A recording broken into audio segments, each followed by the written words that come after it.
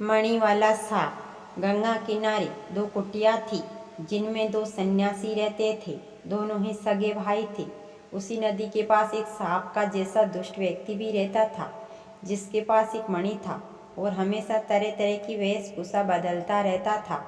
एक दिन वह नदी किनारे टहल रहा था, तभी उसकी दृष्टि छोटे सन्यासी पर पड़ी, जो अपनी कुटिया में बैठा था। सांप प्रवृत्ति दुष्ट उसके पास पहुंचा और नमस्कार कर उससे बातचीत करने लगा।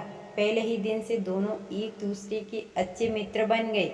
फिर दोनों के मिलने का सिलसिला बढ़ता गया और वे दोनों हर एक दो दिनों में मिलने लगे और आते जाते एक दूसरे का आलिंगन भी करते। एक दिन सांप प्रवृत्ति दुष्ट अपना खुद की असली रूप में प्रकट हुआ।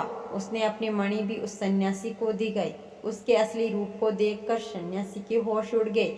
डर से उसने अपनी भूख प्यास भी खो दी। इससे उसकी अवस्था कुछ ही दिनों में एक चिरकालीन रोगी की तरह हो गई। बड़े सन्यासी ने जब उसकी रुणावस्था को देखा तो उससे उसका कारण जानना चाहा।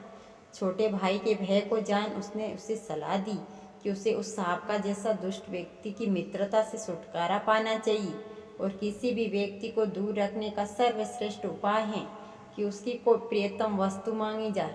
अतः वह भी सांप का जैसा दुष्ट व्यक्ति को दूर रखने के लिए उससे उसकी मणि को मांगी। दूसरे दिन जब वह छोटे सन्यासी की कुटिया में पहुंचा तो सन्यासी ने उससे उसकी मणि मांगी। इसे सुन वह कुछ बहाना बना वहां से तुरंत चला गया। इसके पश्चात भी सन्यासी की 2 बार उसकी मुलाकात हुई और उसने हर बार उससे उसकी मणि मांगी। तब उसे दूर से ही नमस्कार कर चला गया और फिर कभी भी उसके सामने नहीं आया।